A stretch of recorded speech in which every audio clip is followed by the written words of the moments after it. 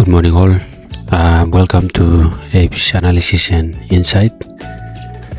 For this morning's discussion, we'll discuss the Billion-Kina opportunity everyone's been talking about, and we'll ask a few questions and explore the economic benefits as well as the cost involved in undertaking such project. So every year, Papua New Guinea exports billions of kinas worth of gold. We are one of the world's largest producing gold nation, home to mines such as Pogera, Lihir, Eden Valley, and Kainan too. But here is a question that many people never ask: why are we exporting our gold for refining overseas? Could PNG build its own gold refinery? Would it make economic sense? Would it create jobs? Would it increase national wealth? And perhaps the most important question is, could it be one of the most affordable downstream processing projects in PNG or one that PNG ever considered? So let's break down the numbers. Now, we already produces the gold. We are not short of gold. Every year our mines produce hundreds of thousands, and in some years more than 1 million ounces of gold. Now the mining value or chain typically looks like this. First, the gold is explored. It is then mined and processed into doré bars, and then exported overseas to be refined to bullion. Now, as we've discussed, most of the gold is exported overseas as doré bars. A doré bar is not pure gold. It typically contains gold around 90 to 95% of gold, along with silver and other impurities. The final refining stage usually occurs overseas, and that means that PNG captures most of the mining value, but loses the refining value to refiners offshore. Now, what is a gold refinery?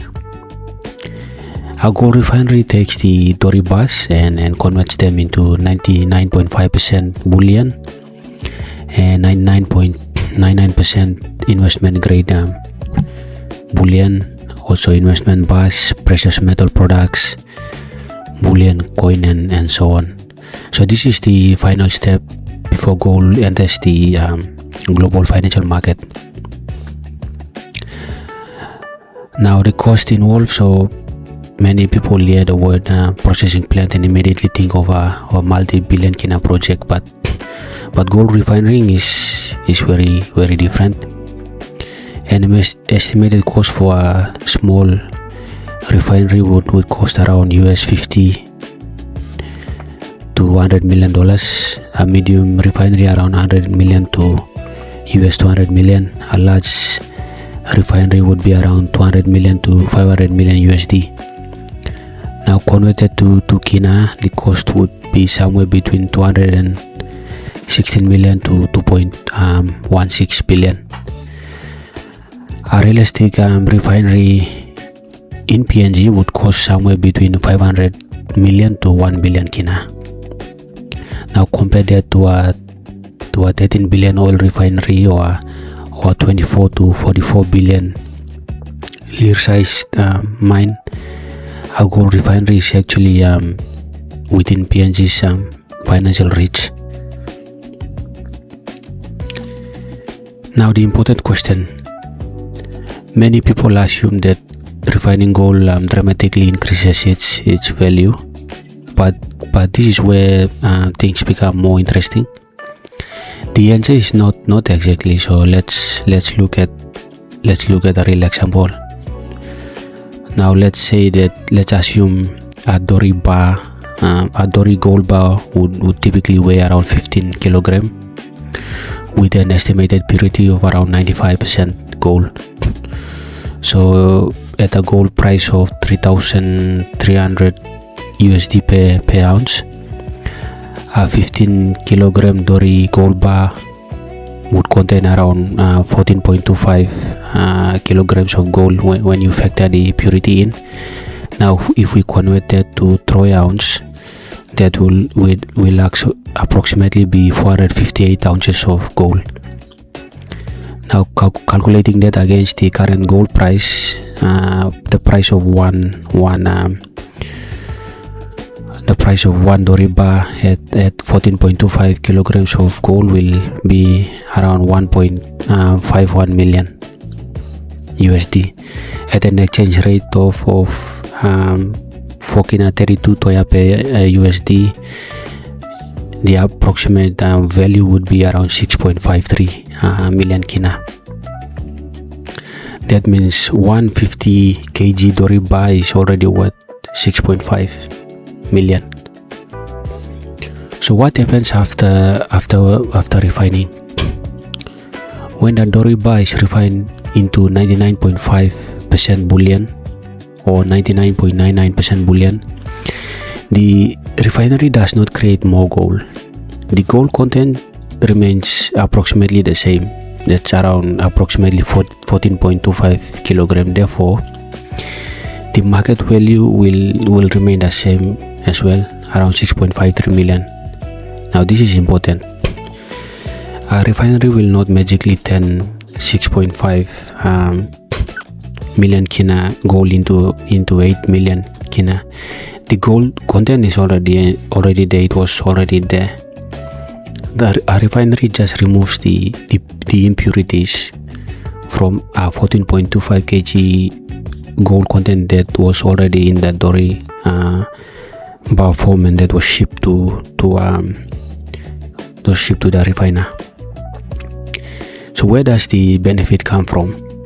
The benefit comes from capturing that refining steps. So if PNG export that doré bar overseas, the overseas refiner earns refining fee, SA fee, certification fee, handling fee, and insurance fee, and so forth.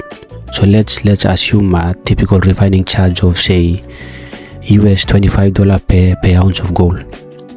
So for coming back to that 15 kg doré bar, so for 458 ounces of gold times that US $25 per ounce, we would make around, the service fee would be around 11,450 USD or approximately 49,500 Kina for that single bar.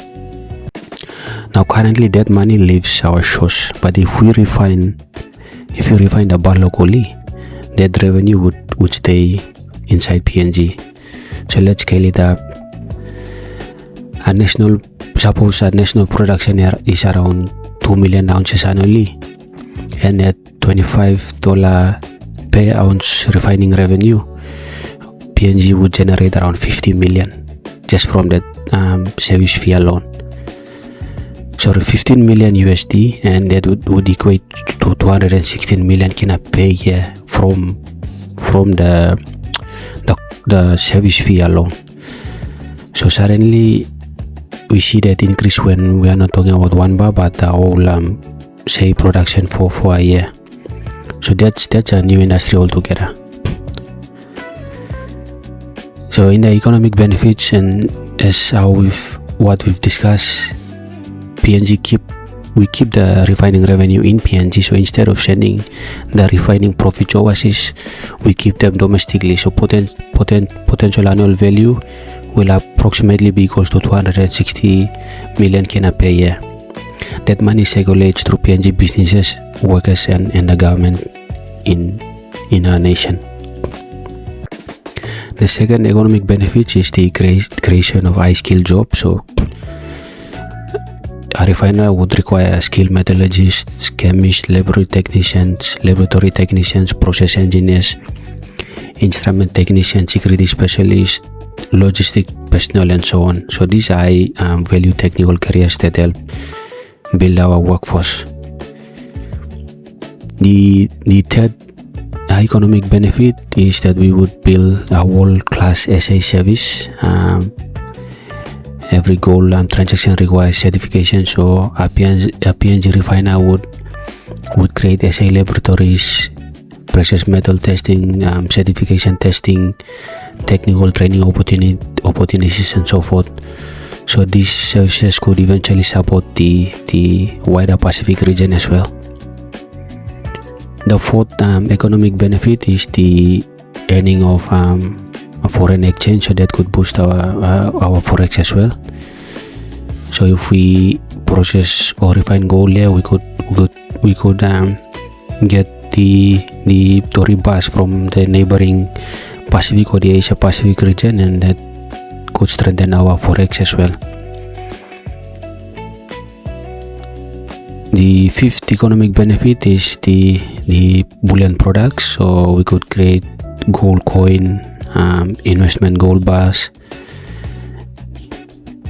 and other bullion products that would create additional value, and so those the buyers would pay a premium for those products.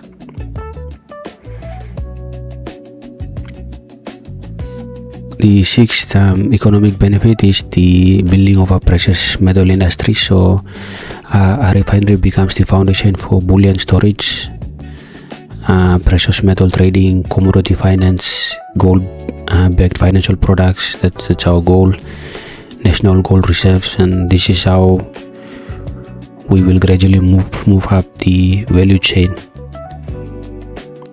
Now, what a refinery will not do is it will not double our GDP overnight.